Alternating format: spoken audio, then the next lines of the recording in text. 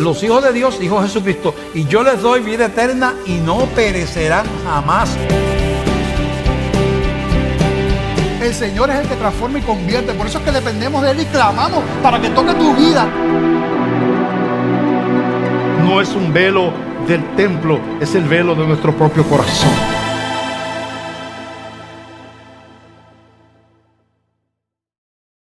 Dios es bueno, es poco. Dios es buenísimo. Qué bueno que están aquí todos. We want to welcome our visitors from the States. Again, welcome to Glenview Baptist Church. God bless you. Bienvenidos todos. Queremos compartir con ustedes la palabra del Señor. El título del mensaje es ¿Quién soy yo? Y la pregunta se refiere a quién soy yo como cristiano. ¿Qué implica que yo sea un cristiano? ¿Qué es un cristiano realmente? Vamos a tratar de dejar lo cultural atrás y quedarnos con la Biblia. Vamos a dejar la interpretación de cristiano que el mundo ha dado a través de las edades y vamos a identificar por la Biblia qué es realmente un cristiano. Y leemos en Romanos capítulo 12, del 1 al 3, nos ponemos de pie para leer la palabra.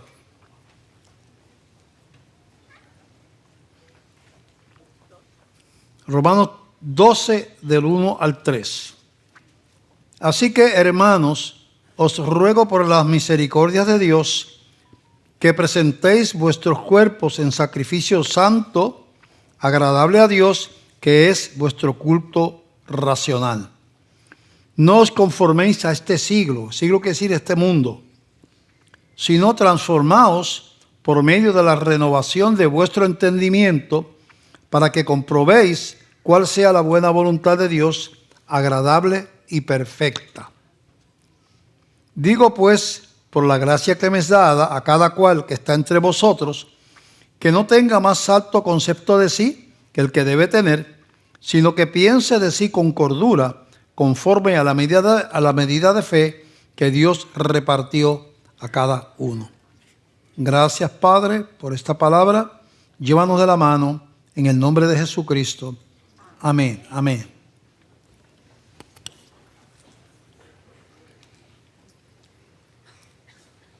Cuando mucha gente piensa en cristianismo, piensa en una religión. Y mucha gente piensa que un cristiano es una persona que asiste a una iglesia, sea cual fuera, una iglesia cristiana. Si uno asiste a una iglesia cristiana, la gente concluye es que uno es cristiano. Y suena lógico, pero es totalmente antibíblico eso que estamos diciendo. El cristianismo, el ser cristiano, es una experiencia personal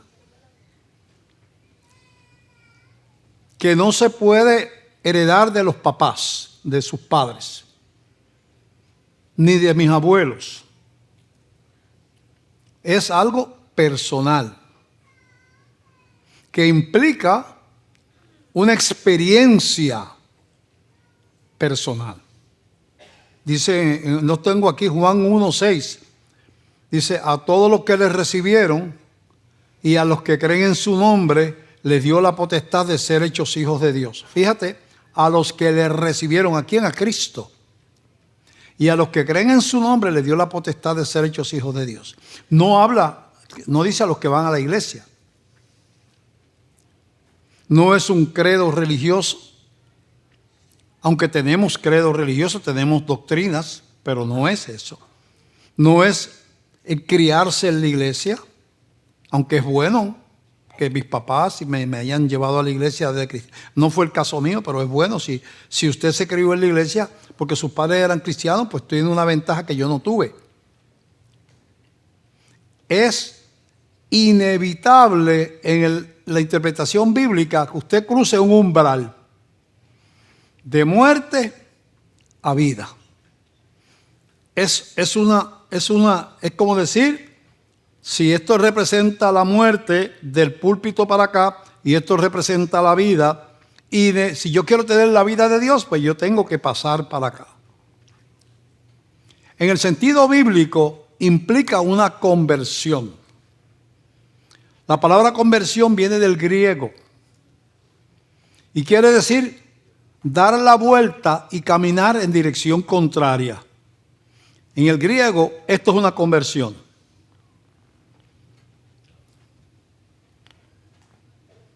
Físicamente hablando, eso es una conversión. En el caso de la conversación de Jesucristo con Nicodemo, le llama un nuevo nacimiento, porque hay una realidad bíblica que es esencial que usted la conozca. Es una doctrina esencial. La raza humana toda está muerta por causa del pecado hasta que se convierta a Cristo. Eso es un axioma, es una regla, es una doctrina. Todos los humanos estamos separados de Dios hasta que nos convertimos a Cristo. Eso es así. Vamos a ver lo que dice Romanos 5, 17 al 18. Pues si por la transgresión de uno solo, la violación del mandamiento, de la ley de Dios, de uno solo, está hablando de Adán, de uno solo, reinó la muerte, mucho más reinarán en vida por uno solo, Jesucristo, los que reciben la abundancia de la gracia y del don de la justicia. Por uno, todos los seres humanos morimos, después de Adán inclusive, todos hasta el día de hoy, y por uno, Jesucristo, es que se puede tener la vida. Así que como por la transgresión quiere decir violación, de uno vino la condenación a todos los hombres. Fíjate que dice a todos los hombres. De la misma manera, por la justicia de uno, de Cristo, vino a todos los hombres la justificación de vida. Lo que estamos estableciendo es que tenemos que quitar del medio lo cultural, lo que es interpretación de los que no tienen la palabra, de la sociedad.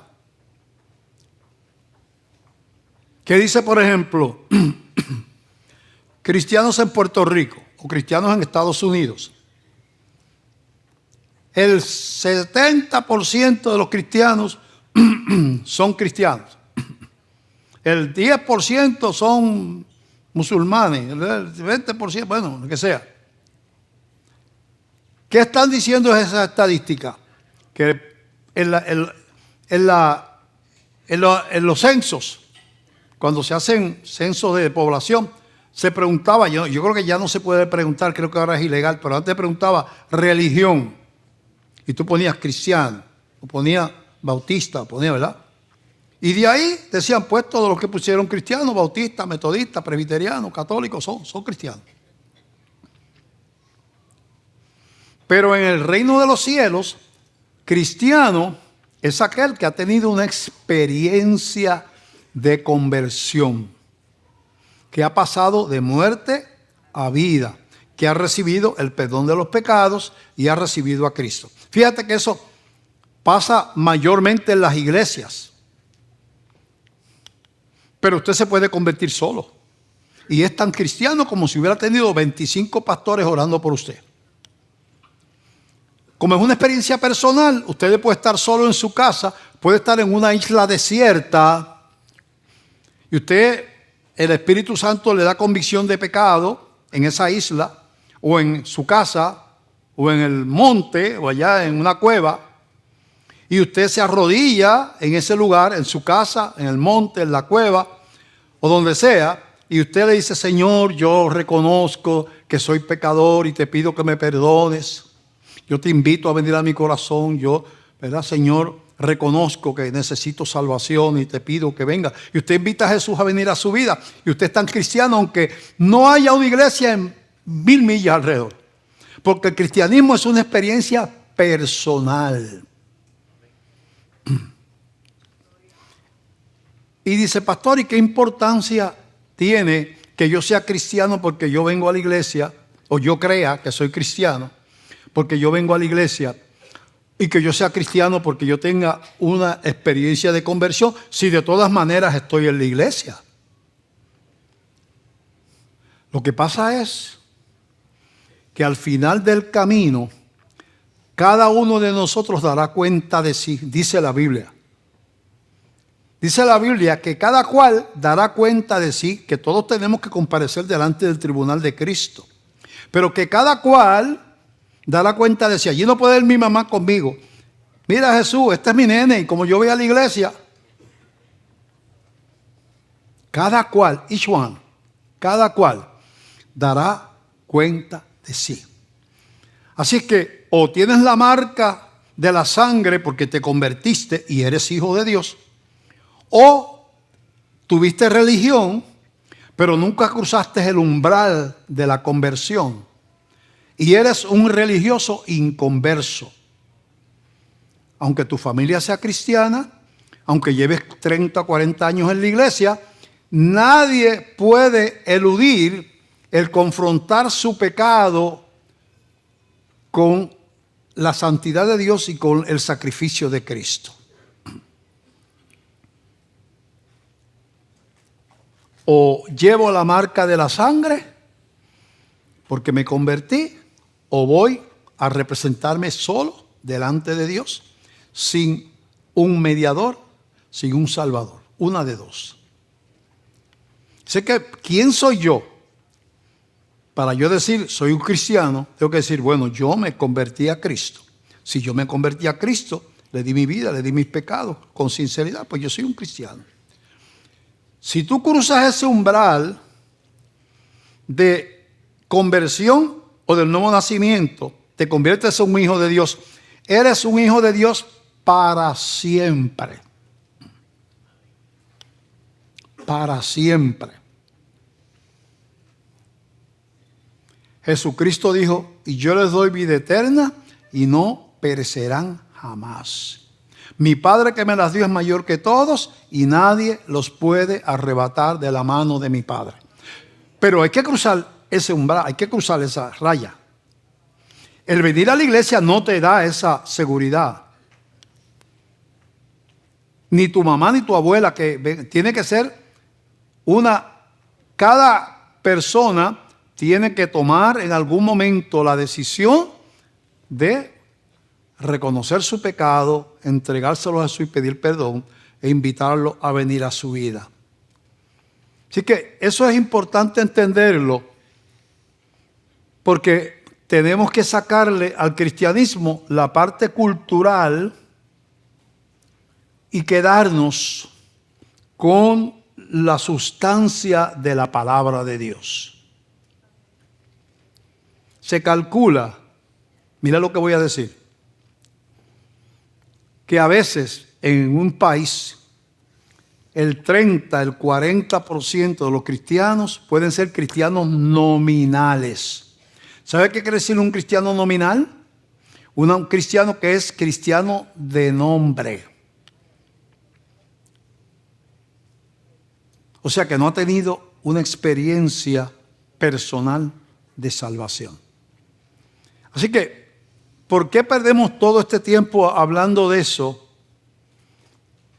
Porque si es triste uno ir a la muerte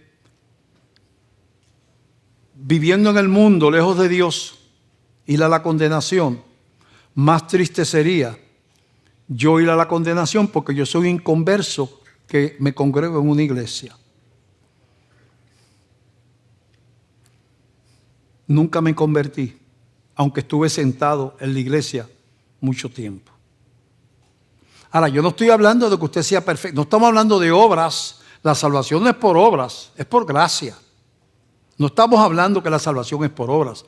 Estamos diciendo que tiene que haber una conversión, Tiene que haber un encuentro. Tiene que haber lo que se llama un nuevo nacimiento espiritual. La conversión es un evento de crisis.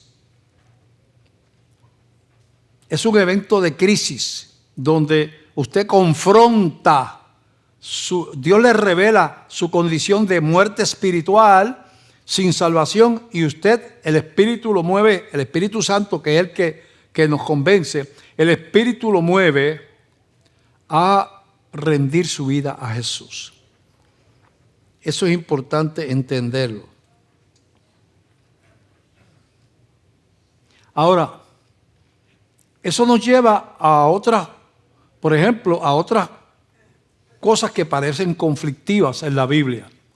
Por ejemplo, en el primer capítulo de la primera de Juan, primer epístolo de Juan, Juan dice que si nosotros pecamos, abogado tenemos en el cielo a Jesucristo. Y Él es la propiciación por nuestros pecados, no solo por los nuestros, sino por todo el mundo. Y si confesamos nuestros pecados, dice ahí, Él es fiel y justo para perdonar nuestros pecados y librarnos de toda maldad. Está hablándole a hijitos, a cristianos. Así dice, hijitos míos. No le está hablando a todo el mundo, a los cristianos. Es decir, cristiano que te convertiste, yo te estoy abriendo un camino de gracia, además de la salvación que yo te di por gracia, te estoy dando por gracia un mediador que te mantiene como hijo y trata contigo sin que pierdas la condición de hijo. Tú le confiesas los pecados, Él te perdona. Si es necesario, te disciplina, porque tiene autoridad para hacer eso. Pero tú eres un hijo confesando pecados. Eso es lo que dice Primera de Juan, en ese primer capítulo. Porque los cristianos no somos perfectos. Ni siquiera los pastores somos perfectos.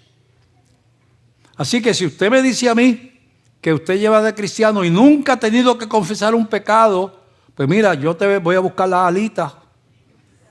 Tiene que tener alas por algún lado. Porque nadie en este mundo es perfecto. Pero una cosa es que seamos capaces de pecar y otra cosa es que vivamos pecando. Dice en Primera de Juan, capítulo 3, verso del 8 al 9, dice así: el mismo apóstol que escribió que si tenemos pecado, le confesamos y Él es fiel y justo para perdonarnos, que podemos ir a Jesús nosotros y que seguimos siendo hijos de Dios cuando tratamos. Ese mismo apóstol escribe en Primera de Juan 3, del 8 al 9, el que practica el pecado es del diablo, porque el diablo peca desde el principio. Para esto apareció el Hijo de Dios, para deshacer las obras del diablo. Todo aquel que es nacido de Dios no practica el pecado, porque la simiente de Dios permanece en él y no puede pecar porque es nacido de Dios. Tú dices, pero ven acá, encontré una contradicción en la Biblia. El mismo escritor se contradice. Por un lado me dice, si pecas, ven que Dios te escucha, te perdona. Tenemos una manera de limpiar los pecados cotidianos, yendo, si posible, todos los días, examinándonos. Señor, ayer dije esto a mi esposa, ayer le ofendí a un amigo, un hermano de la iglesia. Señor, tuve este pensamiento malo. Lo que sea, te dice, Señor, y dice la Biblia, no, Dios te perdona. Pero ahora habla de otra cosa.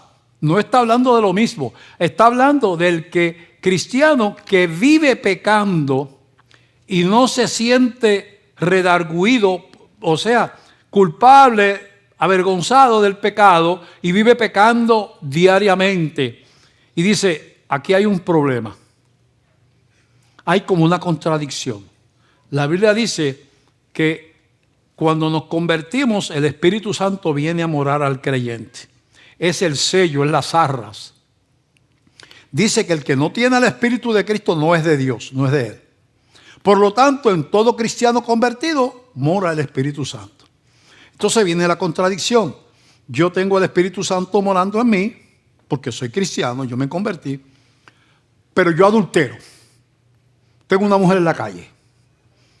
Y yo vengo a la iglesia, me grito, aquí canto, aleluya, gloria, santo, santo, santo. Y salgo de la iglesia, le digo a la mujer, voy una vueltita por ahí. ¡Pum! Y caigo en casa de la otra. Y vivo así.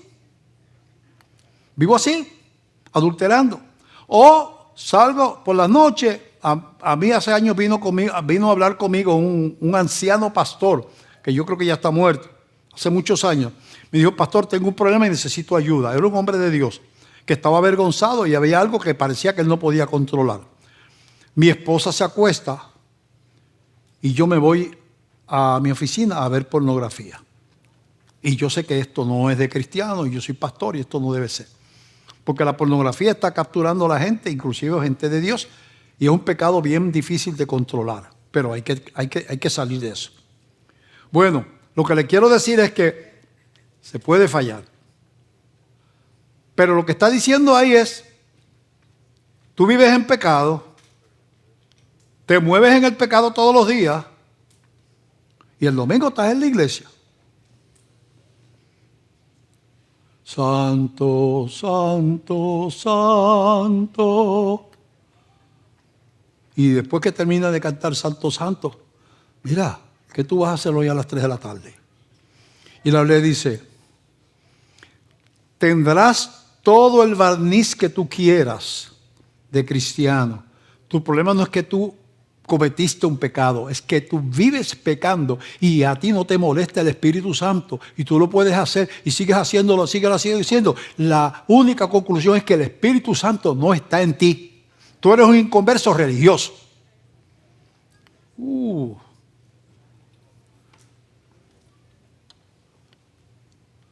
¿Se puede ser un inconverso estando en la iglesia? ¿Cuántos discípulos tenía Jesucristo? ¿Cuántos apóstoles? 12. ¿Los 12 vieron a Cristo resucitar muertos? Los 12, ¿verdad que sí? Los 12 lo vieron caminar por el agua, ¿verdad que sí? Los 12. Los 12 le vieron dar vista a los ciegos, ¿sí? ¿Verdad que sí? Los 12 lo vieron. Y uno de ellos, ¿de quién era? Del diablo. Durmió con Jesús 3 años, como los demás. Comió con Jesús 3 años, como los demás. ¿Hizo oraciones? Me imagino que sí, porque era de los apóstoles. ¿Y qué era? Era un hipócrita. La palabra hipócrita viene del griego, del teatro griego. La palabra hipócrita viene del teatro griego.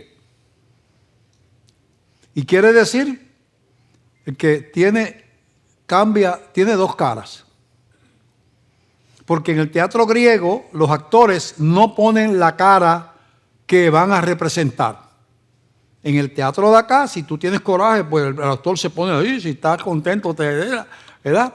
Tú reflejas el estado de ánimo con tu rostro. En el teatro griego tienen máscaras. Esta máscara se está riendo, esta máscara está triste, esta máscara representa ira, esta máscara representa miedo, temor. Entonces cuando van a actuar, ponen la máscara, ¡pum!, y se ponen la máscara que representa la emoción que ellos quieren, expresa la emoción que ellos quieren representar. De ahí que el cambiar de máscara se le llama hipocresía y viene del griego. Entonces Jesús hablaba de los hipócritas que tienen máscaras. Me parezco a San Pablo y a San Pedro el domingo por la mañana en la iglesia. Santo, santo. Y el lunes o el martes me parezco a un diablito. Tengo un problema serio. Eso es un problema bien serio. Porque Dios puede tratar como ha tratado, por ejemplo, trató conmigo, con personas que tienen una vida de pecado bien profunda. Aquí había en el primer culto un joven que se sienta por ahí, que tenía cadena perpetua. Nunca le preguntó qué fue lo que él hizo para que le dieran cadena perpetua. Y en la cárcel se convirtió y pensaba que nunca iba a salir. Y un buen día le dieron la libertad. Se había convertido en la cárcel, no sé si con el ministerio nuestro, porque no tengo por ahí, yo creo que a los capellanes ¿verdad? de que dirigen allí.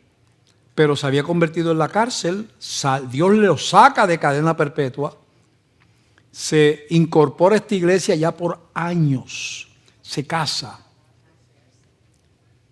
y vive la vida de un cristiano que trabaja honestamente y que no falta un culto y que no hace nada de lo que hacía antes. Dios puede transformar a cualquiera. Pero tiene que haber un evento de crisis. El evento de crisis es: yo estoy muerto, como todo el mundo espiritualmente hablando, por causa del pecado. La única manera de recibir vida requiere dos cosas: fe y arrepentimiento.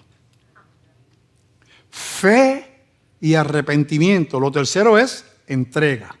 Son tres: fe, arrepentimiento, estoy mal, no debo, esto está mal, y entrega. Señor, te entrego mi pecado, perdóname. Jesucristo dijo: el que a mí viene, yo no le echo fuera.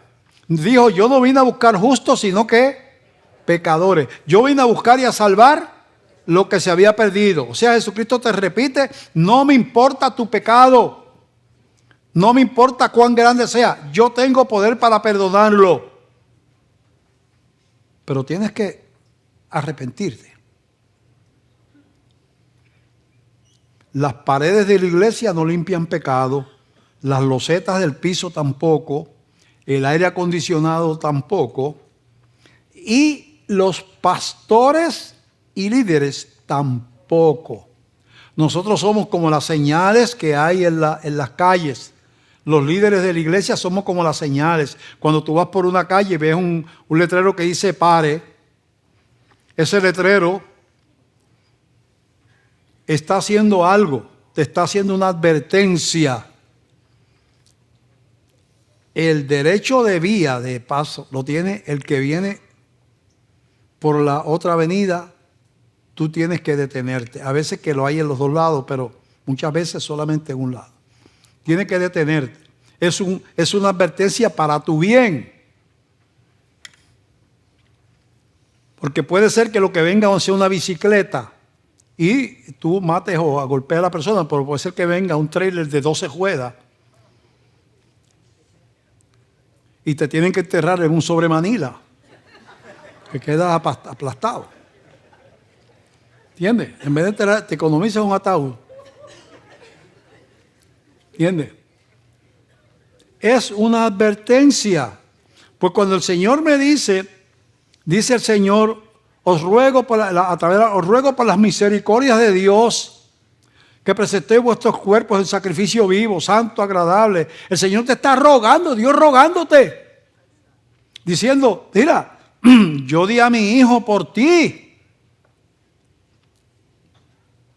Hay algo que se va a interponer. Una de esas cosas es el mundo. Primero se interpone la misma religión, que nos permite sentirnos cristianos, hacernos miembros de una iglesia sin haber tenido una experiencia de conversión, y formar parte de la iglesia y hasta tener ministerio. Puede uno llegar hasta pastor siendo inconverso. Dios sabe cuántos pastores inconversos habrá en el mundo. Entonces, hay ese paso inicial que se llama la conversión. ¿Quién yo soy? Esa es la pregunta original del mensaje. ¿Quién soy yo? Si me preguntan, ¿quién tú eres como cristiano? ¿Quién tú eres en la iglesia? Yo soy una persona, aunque Dios perdonó de sus pecados, que estaba muerto, que se arrepintió y le entregó su vida a Cristo, y Él me transfirió vida. Yo le di mi muerte y Él me dio la vida. Ahora yo estoy vivo espiritualmente. ¿Eres perfecto? No. Pero también me dio un mediador a quien yo puedo decirle, Señor, perdóname, hice esto y esto otro. Y Él me sigue viendo como hijo. Lo que no puedo ser es un hipócrita. Lo que no puedo es obviar esa conversión. Podemos fallar, pero yo tengo que convertirme. Esa parte no la puedo obviar. Es importante entender eso. ¿Qué nos advierte Juan? En 1 de Juan capítulo 2, verso del 15 al 17. Además de la tradición religiosa, ¿qué se puede interponer en que yo sea un cristiano? Y la segunda respuesta es el mundo. El sistema llamado mundo, que incluye la cultura, las costumbres, la influencia de la gente, las modas, las tentaciones, los pecados, los vicios. Todo lo que es el lugar donde nos ha tocado vivir, incluye la tierra, el mundo incluye el ambiente físico, pero incluye la sociedad, la civilización. Y mira lo que dice, mira esta advertencia, para que cuando nos identificamos como cristianos, identifiquemos este peligro. Dice Juan, 1 de Juan 2, del 15 al 17. No améis al mundo, ni las cosas que están en el mundo. ¿Ves? Pensando en lo que estamos leyendo. Si alguno ama al mundo, el amor del Padre no está en él. ¿Qué dice ahí? Que si yo amo al mundo, el amor del Padre no está en mí. Amar el mundo es amar el pecado, los artistas sucios, la música vulgar, chabacana, inmoral, es amar las modas sucias, es amar el estilo de vida de la gente, es seguir una corriente, filosofías de este mundo, ¿verdad? Que se encuentran en las universidades, se encuentra gente muy educada que no aceptan el cristianismo como está revelado en la Biblia. No, porque eso no puede ser así.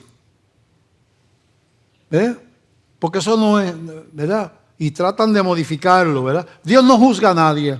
Dios es amor. Mira qué bonito, suena bonito. O sea, yo hago lo que me da la gana y digo, Entonces, dice Juan, no améis al mundo ni las cosas que están en el mundo. Mira que habla del mundo y las cosas. Si alguno ama al mundo, el amor del Padre no está en él. Porque todo lo que hay en el mundo, los deseos de la carne.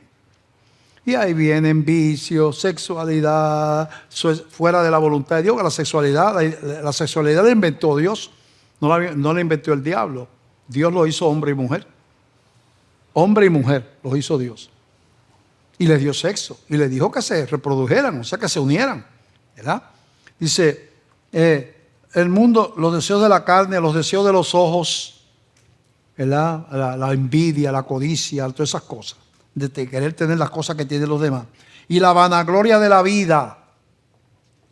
¿Tú sabes lo que es vanagloria? Rompe la palabra, gloria vana. Lo junta, vanagloria, gloria vana. Es tener como meta las cosas que terminan aquí y que son vanas. Tú puedes progresar, Dios te puede hacer millonario, no hay problema con eso. Yo no estoy predicando que tú tienes que ser pobre obligado. Si eres honesto, Dios te puede bendecir tu negocio y te haces millonario. Gloria a Dios. David era rico y Abraham era rico y Salomón era rico, gente de la Biblia, y Dios los enriqueció. O sea que no estamos hablando aquí, no estamos predicando socialismo. Lo que estamos diciendo es darle a las cosas el lugar que solo le corresponde a Dios.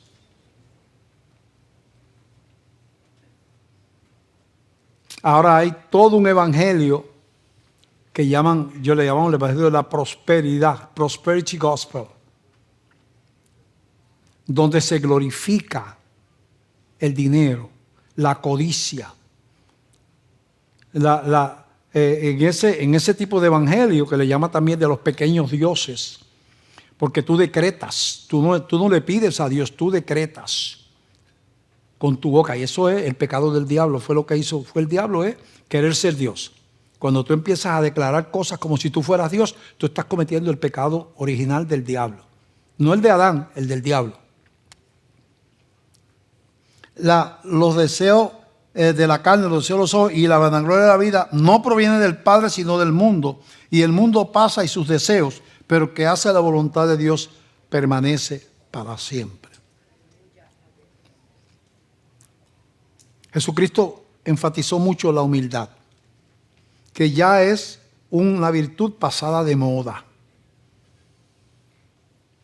Lo demostró al punto de cuando se estaba despidiendo de sus discípulos, se puso una toalla en la cintura, buscó un lebrillo, decimos en Puerto Rico una palangana, la llenó de agua y aquellos pies callosos que andaban en sandalias en calles donde no había servicio sanitario, donde los animales hacían sus necesidades, en sandalias, no había alcantarillado, las aguas corrían por la orilla de las carreteras y esos pies, Dios ahí tenía pie de atleta, callo, lo que fuera, de gente de trabajo, de gente que estaban, pescadores que se estaban metiendo en el agua cada rato.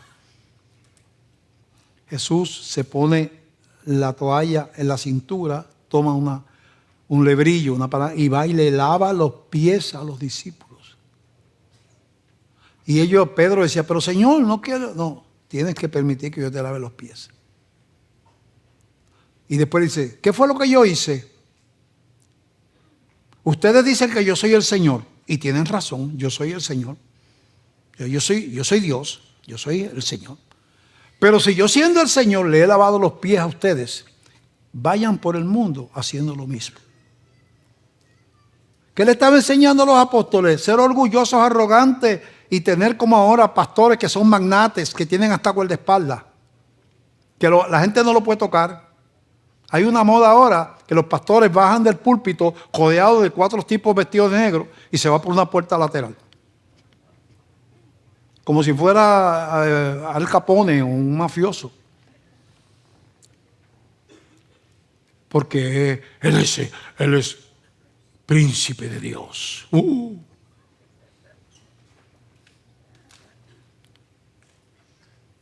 ¿Cómo no se mantiene humilde siendo pastor?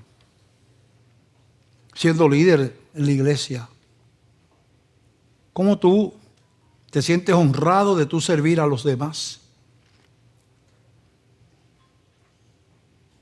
Ahora está de moda, yo no acepto eso. Por si acaso alguien me viene a proponer ser mi escudero, desde ahora le digo que no. No se le ocurra. Porque menciona en el Antiguo Testamento que había los escuderos que servían, inclusive a profetas, ¿verdad? Y a los reyes. El escudero era como una especie de alcahuete que estaba ahí para aguantar los golpes que le iban a dar al jefe, ¿verdad? Ellos poner la cara primero para que se los dieran a ellos. Pero eso es un ministerio del Antiguo Testamento, donde había unas jerarquías. Bueno, Abraham tenía esclavos, ¿no? Una esclava. Los profetas tenían esclavos, porque era otra. Pero en el nuevo pacto somos hermanos todos.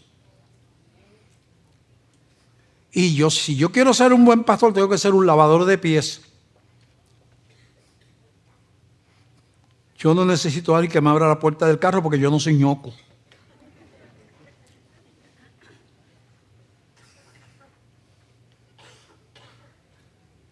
Tenemos que mirar quién soy yo. Dios nos coloca en un cuerpo llamado iglesia. Dios nos coloca en un cuerpo llamado iglesia. Como cristiano tengo que ser valiente, como Josué. Si se quieren ustedes, váyanse y miren para Egipto. Vuelvan a adorar los dioses que ustedes adoraban allá. Le dijo al pueblo que él era el líder de ese pueblo. Pero yo y mi casa vamos a servir a Jehová.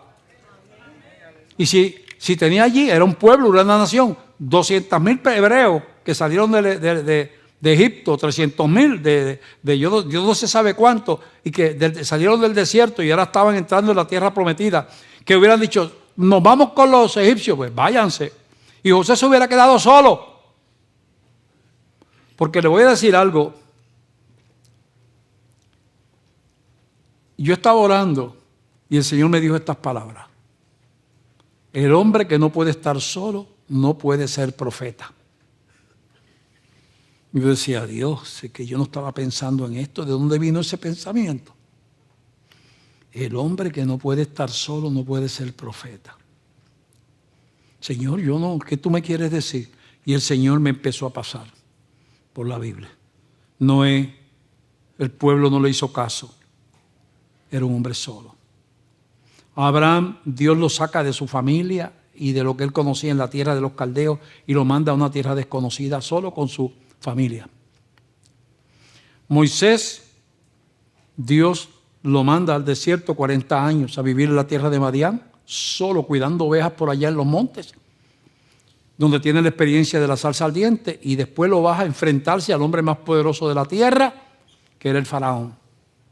José, siendo un niño, Dios lo saca de la familia y lo lleva a Egipto para formar un gran líder que iba a ser instrumento para proteger a las tribus de Israel.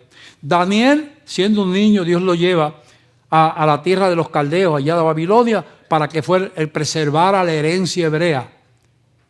Y digo, Jeremías decía, Señor, ¿por qué me pusiste a predicar si nadie me hace caso? Me meten preso, me golpean, me insultan. Yo quise dejar este ministerio, pero no puedo porque un fuego dentro de mí me lo impide. Elías termina escondido en una cueva, solo. Estoy hablando de los grandes profetas. Y digo, espérate, aquí hay un patrón.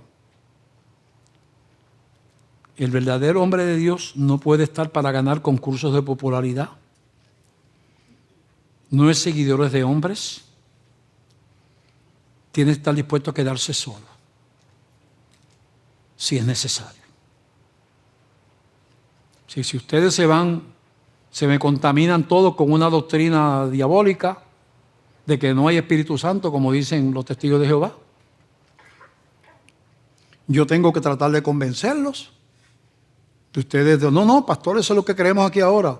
Pues hermano, ha sido un placer servirle estos 48 años que cumplo ahora en el próximo año de pastor. Ha sido un placer, pero lamentablemente yo no estoy dispuesto a meterme con ustedes en esa doctrina que es diabólica. Así que adiós. Que Dios los bendiga.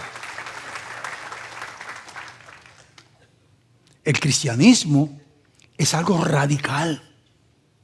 No es un más o menos.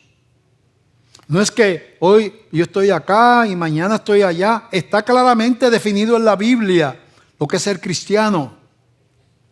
Somos transformadores de mundo. ¿Tú sabes lo que hizo Jesús cuando resucitó? ¿Qué hizo Jesús? Se le aparece a los discípulos.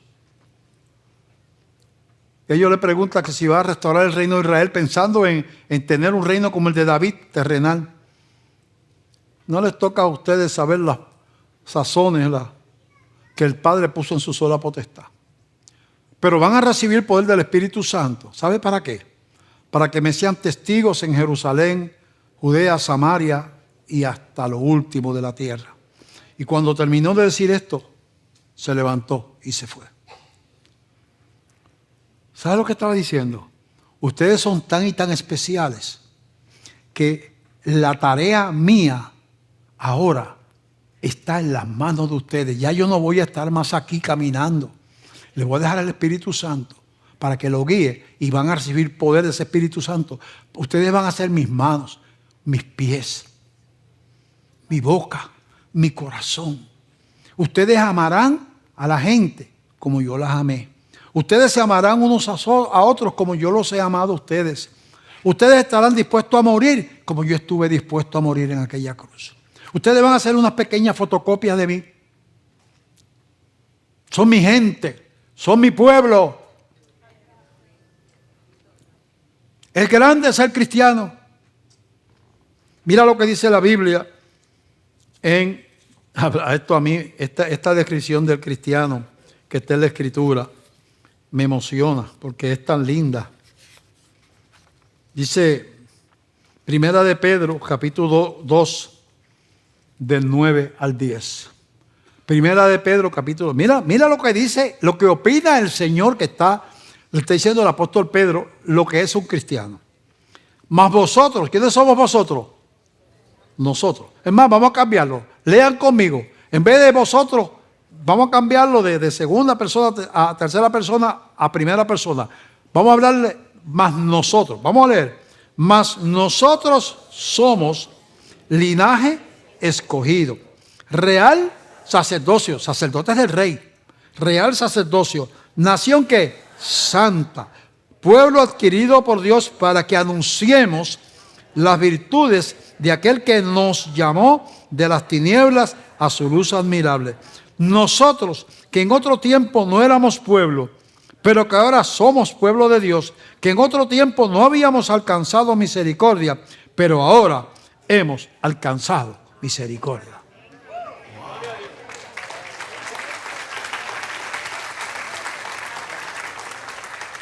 Real sacerdocio. ¿Qué es real sacerdocio? Sacerdote del rey. El rey, ¿quién es el rey? Nos pone como, ¿qué es un sacerdote? Uno que intercede a favor del pueblo. Eso era en toda la historia un sacerdote. Intercede delante de Dios a favor de un pueblo. Y Dios nos dice, lo estoy liberando, le estoy dando al Espíritu Santo, para que vayáis repartiendo gracia y esperanza y vida por la tierra. Los nombro sacerdotes míos, real sacerdocio. Nación santa. ¿Qué quiere decir santo en la Biblia? Separado principalmente. Uno siempre piensa que santo tiene que ver con comportamiento y ciertamente hay una de las definiciones de santidad es comportamiento. Una persona pues que no peca, pero aquí nación santa, cuando Dios le llamaba a la iglesia los santos del Señor, estaba hablando en otra connotación. Santo quiere decir separado. Por ejemplo, a los vasos que se usaban en el templo, en la administración delante de Dios, no se podían usar para más nada. Exclusivamente para el uso en el templo. Y se le llamaban los vasos santos. No porque una copa de oro se portara bien, esa copa de oro es santa, porque mira, no peca. No, si ninguna copa de oro peca. ¿Por qué esa copa era santa? Porque estaba separada para un uso para Dios. Cuando el Señor nos llama nación santa, nos está diciendo, ustedes ya no se mandan a sí mismos. Ustedes son mis vasos, mi gente. Yo los he separado. Nación santa. Pueblo adquirido por Dios, la otra palabra que está ahí. ¿Qué es adquirido? Habla de ahí, es un término, el término que está ahí es un término comercial. Comprado por precio. En este caso, precio de sangre. Comprado por precio. Así que el Señor no es un líder que yo admiro y sigo, porque ¿verdad? Es el término de la Biblia de Señor implica dueño de esclavos. Es el mismo término que se usa para la gente que tenía esclavos. Él es mi Señor, que es decir, yo no me mando. Pueblo adquirido, comprado por Dios, para un propósito, para que anunciemos las virtudes de aquel que nos llamó de las tinieblas a su luz admirable. Somos heraldos, embajadores. ¿Sabe lo que era un embajador? En otro lugar dice que somos embajadores del reino. En otra parte de la Biblia. Un embajador es uno que habla a nombre de un rey en otro país, en otro lugar ¿verdad? El embajador representa a una nación. El embajador de Francia en Estados Unidos, pues representa a Francia y él transmite las conversaciones del rey, del primer ministro de Francia al presidente de Estados Unidos, porque él es embajador. Y la embajada es territorio extranjero. ¿Usted sabe eso? Que Estados Unidos no puede entrar en la embajada de Italia así y meterse para allá adentro. Eso es territorio italiano. Y la embajada americana en Italia es territorio americano. Por eso si alguien se refugia ahí, la policía no puede irlo a buscar. Y nosotros somos embajadores. Los que anunciamos las virtudes del Señor. Por eso esta iglesia está en más de 40 países. Sostenemos misioneros en más de 40 países. Una iglesia en Ponce, Puerto Rico, recibe una mensualidad de esta iglesia. 402 misioneros reciben una mensualidad de esta iglesia, principalmente la Ventana 1040, que son los países de África, de Asia, países islámicos, países comunistas. Ahí están nuestros misioneros. Porque somos embajadores. Somos luz y sal de la tierra. Cristiano es alguien especial. Entonces, con la iglesia, la Biblia nos dice en nuestras relaciones que tenemos que guardar la unidad. Que no podemos tener enojo y estar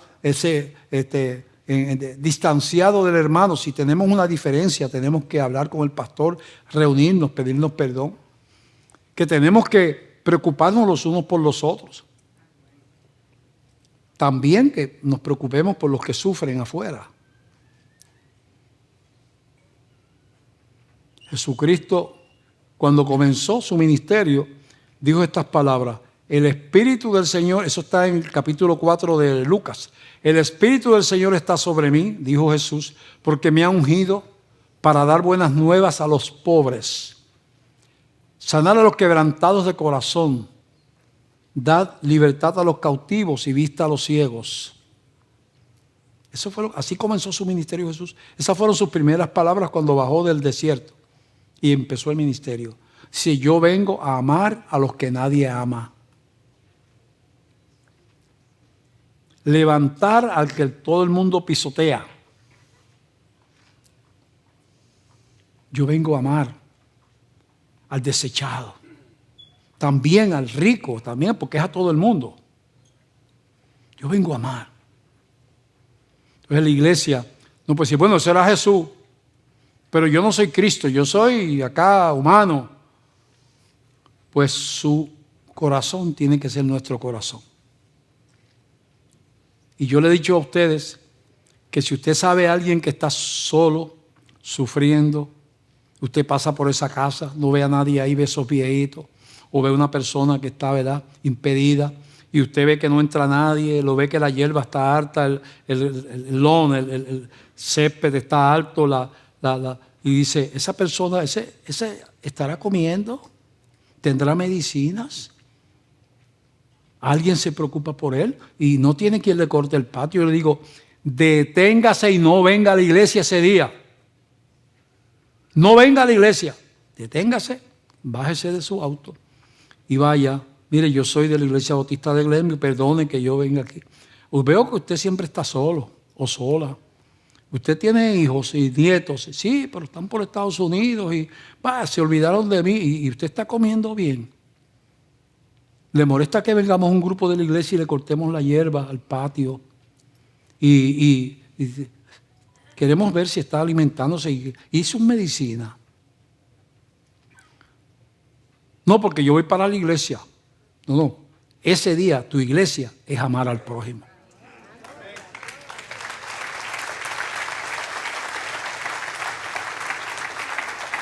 Bueno, ¿quién soy yo como cristiano? Esa es la pregunta de la predicación. Soy alguien especial, un embajador del reino, pero alguien que tiene que aprender a obedecer. Tengo que recordar que para llamarme cristiano, tengo que pasar por un proceso que se llama la conversión o el nuevo nacimiento. Que el cristianismo no se hereda, que la iglesia no puede hacer cristiano a nadie, solamente Cristo hace cristianos. Tengo que aprender eso. Yo voy a terminar preguntando a la gente que nos ve por televisión y por internet, si usted nos ve y el mensaje le ha tocado, dice, inclusive si está en la iglesia, mira, yo nunca he tenido una experiencia de conversión. Yo me metí en la iglesia y me he quedado así y ahí, ¿ve? Pero yo entiendo que yo tengo que realmente dar un paso de fe. Si usted nos visita y nunca ha sido miembro de una iglesia, yo le invito a que usted no siga caminando así por la vida, porque todos nosotros tendremos que comparecer delante del tribunal de Cristo, todos. Y usted no, si usted llega allí sin Cristo, no tiene esperanza de salvación. Y Él le amó y dio su vida. Ahora le demanda que usted doblegue el orgullo y lo invite a venir a su corazón. Si hay alguien que hoy toma esa decisión y recibe a Cristo como Señor y Salvador, yo le he pedido que usted levante su mano allí donde está. Es la decisión más importante que puede tener en la vida, es salvar su alma. ¿Hay aquí alguna persona que hoy le entrega su vida a Cristo públicamente, como manda la Biblia? Públicamente, no se avergüence del Señor. En todo caso, Él tenía que haberse avergonzado de nosotros y estuvo dispuesto a morir para salvarnos. Vuelvo a preguntar, ¿hay alguna persona que le entrega su vida a Cristo, levantando su mano allí donde está? Queremos orar por usted. ¿Hay alguien que tome esa decisión? ¿Alguna persona? ¿En el balcón abajo? ¿Hay alguien que ha estado alejado de Dios? Ya se hizo una profesión de fe, pero ha descuidado su fe, se ha enfriado, se ha alejado y quiere reconciliar su vida con Dios, renovar su voto. Y levanta su mano y dice, pastor, yo quiero oración. Porque yo reconozco que yo me he alejado del Señor y quiero renovar mi compromiso en el día de hoy. Hay alguien que levanta su mano y quiere oración para una oración de reconciliación. Bien, vamos a ponernos de pie. Nos despedimos. Padre, te damos gracias por el día. Gracias por la palabra. Llévanos con paz y tu presencia a donde quiera que vayamos. Nos presentamos a ti en el día de hoy. Pedimos tu cobertura y tu compañía, Señor, en el nombre de Jesús. Amén. Que Dios les bendiga.